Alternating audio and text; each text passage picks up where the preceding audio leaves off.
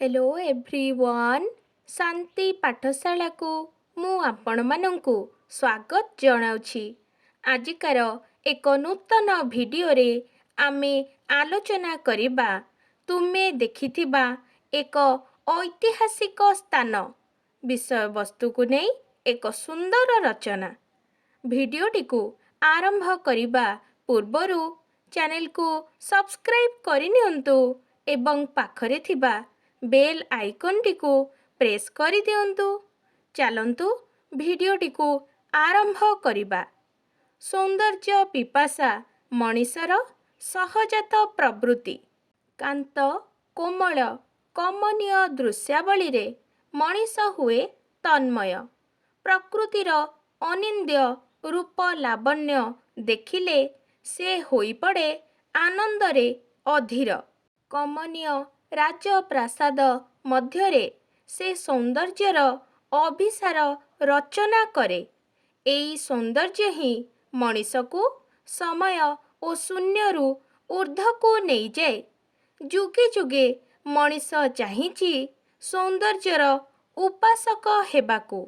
सेथिपाई मंदिर माला विभिन्न ऐतिहासिक स्थान दर्शकंकु मुग्ध करिथाए। ओडिशारे अनेक दर्शनीय स्थान रहिछि। पुरीर श्री जगन्नाथ मंदिर, भुवनेश्वरर लिंगराज मंदिर, खंडगिरी ओ उदयगिरी, धौलीगिरी। किंतु मो दृष्टि रे कोणार्कर शोभा अतुलनीय। कलिंग कला स्थापत्यर अपूर्व निदर्शन। कला लक्ष्मी एठारे जीवंत। गोटिए जातिर सकल भावबोध एई मंदिर गात्ररे प्रतिफलित। पुरी जिला अंतर्गत बंगोपसागर उपकूलरे एहा अवस्थित। भगवान श्रीकृष्ण पुत्र सांब शापग्रस्त होई कुष्ठ रोगाक्रांत होइथिले। से सूर्य उपासना द्वारा एही महाव्याधिरु मुक्त होइथिले। सेही दिनठारु एहा अर्क क्षेत्र रूपे विदित। गंगवंशर राजा प्रथम नरसिंह देव 1245 मसीहारे एहार निर्माण कार्य आरंभ करिथिले सुद्धा 1256 मसीहारे एहार निर्माण कार्य संपूर्ण होइथिला। किंबदंतीरु जणा जाए दीर्घ 12 वर्ष धरी कोणार्क मंदिरर निर्माण कार्य चालिबा परे मध्य अग्रकुंभ स्थापन रे विलंब सृष्टि हेला।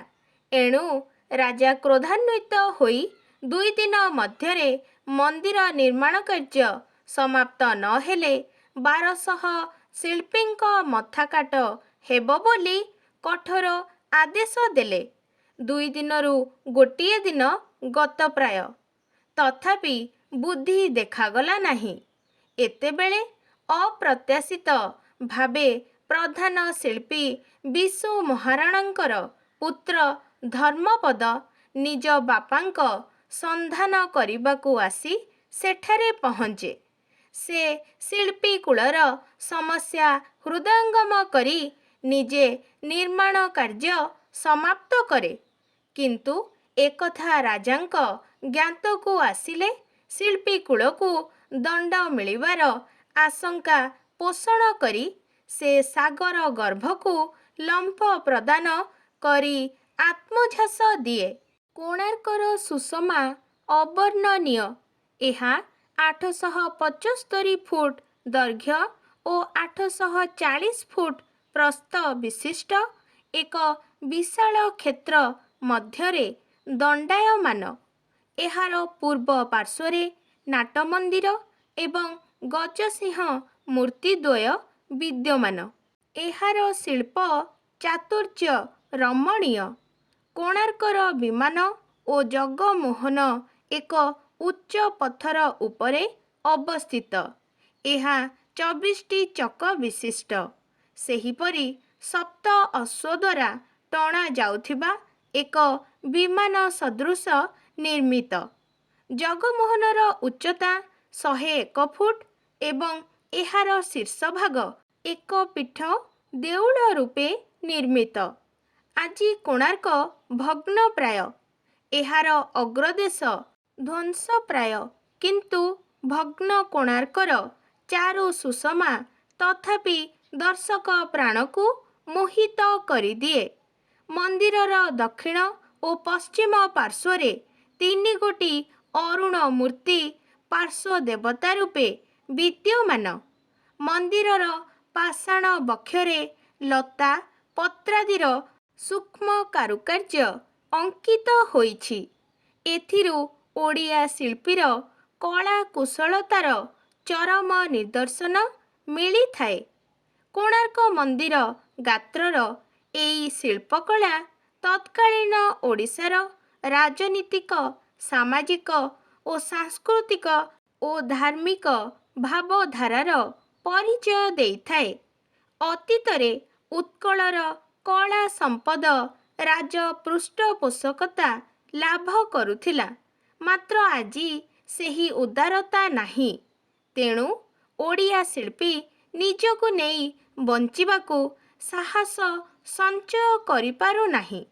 ତଥାପି ଦାରିଦ୍ର୍ୟର କଷାଘାତରେ ମୁହ୍ୟମାନ ନ ହୋଇ ଇତିହାସର ଘାତ ପ୍ରତିଘାତ ସତ୍ତ୍ୱେ ଉତ୍କଳର କଳା ବିଭବ ବଞ୍ଚି ରହିଛି, ବିଶ୍ୱମାନସକୁ ଆକୃଷ୍ଟ କରୁଛି। ଏହା ହିଁ ଓଡ଼ିଆ ଜାତି ପାଇଁ ଗୌରବର କଥା। ଆଜିକାର ଭିଡ଼ିଓଟି ଆପଣଙ୍କୁ କିପରି ଲାଗିଛି କମେଣ୍ଟ ମାଧ୍ୟମରେ ନିଶ୍ଚୟ ଜଣାଇବେ ଏବଂ ଲାଇକ୍, ସେୟାର, ସବସ୍କ୍ରାଇବ୍ କରିବାକୁ ଜମାରୁ ଭୁଲିବେନି।